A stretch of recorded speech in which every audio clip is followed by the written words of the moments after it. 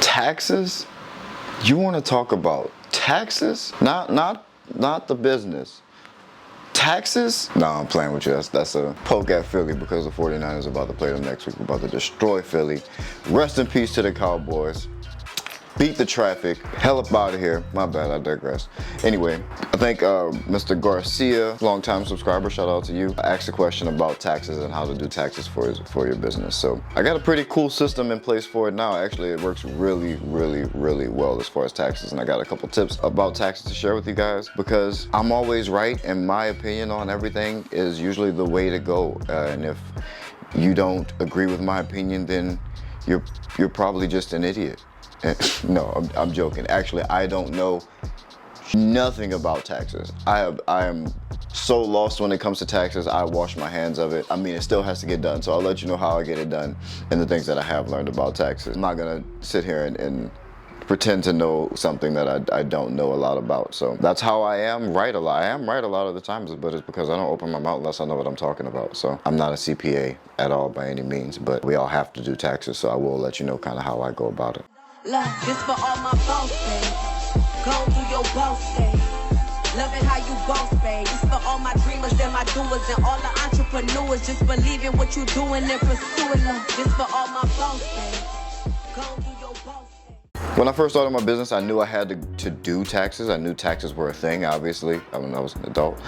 But I was homeless. I didn't even plan on trying to pay taxes. Once I got that money, I was trying to get food. I was trying to, maximize every dollar that I could for my immediate, well-being and and keeping my business alive. I was not concerned about taxes whatsoever. I did not care. Not that that's not a good thing. You should be concerned about taxes because at some point, you gotta pay them, and they always get their money. So it's unavoidable, and the longer you let it stretch out, the worse it's going to be. And I definitely learned that lesson because I think the very first year, actually, I mean, we did some business, but I still felt I think I filed no activity because I didn't know what I was doing. And yeah, I just rolled on to the next year. It was quite sad, honestly. I was doing some stuff, but I knew I had to file taxes, but I didn't even know what I was doing. I just was like, I didn't do a whole lot, so I filed no activity, and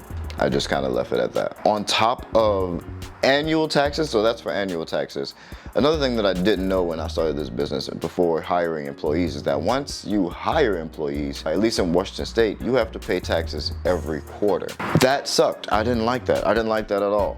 And the system that I was using kind of automatically did it. So at least it was out of sight, out of mind. Software is going to be a big thing. If you can get a software that does a lot of this stuff automatically or get with a good program, then that might be a cool way. But if the software, my second year business didn't do it for me, I probably wouldn't have even paid the quarterly taxes, to be honest with you.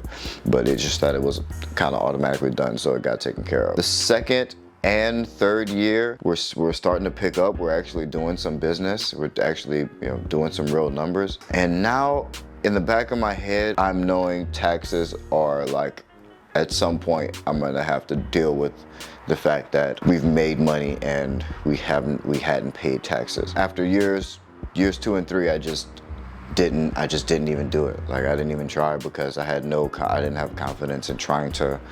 Yeah, I didn't know anything about Schedule C's or where these 1099 things went, or as long as I was able to get W-2s out to my employees via the platform that I was using, which I think is QBO. That's all I was concerned about. As long as I wasn't messing over anyone else, I didn't care. I let it pass for the next 2 years. And so in my 4th year of business, we're making enough money to where I can finally build more of a team. And one of the first things that I started with was my money team. When I talk about my money team, which now consists of a couple CPAs and my bookkeeper, Camille, who is my back pocket. So shout out to Camille. I don't know if you watch my channel or not, but if you do, shout out to you. I love you. You are absolutely amazing. Camille is the reason why I don't end up with huge tax bills along with her along with the other 2 CPAs. We brought on Camille in year 4. It cost me a pretty penny because Camille had to go back through 3 years of expenses of every transaction. Luckily, I was somewhat good at keeping track of my transactions and trying to say what was a business expense and not. So if you're not tracking your expenses and separating your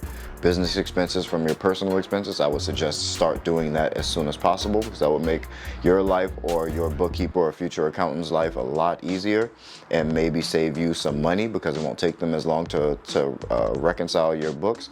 But that's what I had to do, is 3-4 years of reconciliation. Her going through all of my expenses, every transaction, categorizing everything the way it should be, and between her and the CPA, categorizing things in the best way to lower my tax liability. And so that particular year, there was no avoiding it. I had a huge tax bill. It was ridiculous, and I looked at it and I gagged, because I couldn't imagine giving anybody that amount of money. And so it was a big lesson learned to kind of stay on top of it.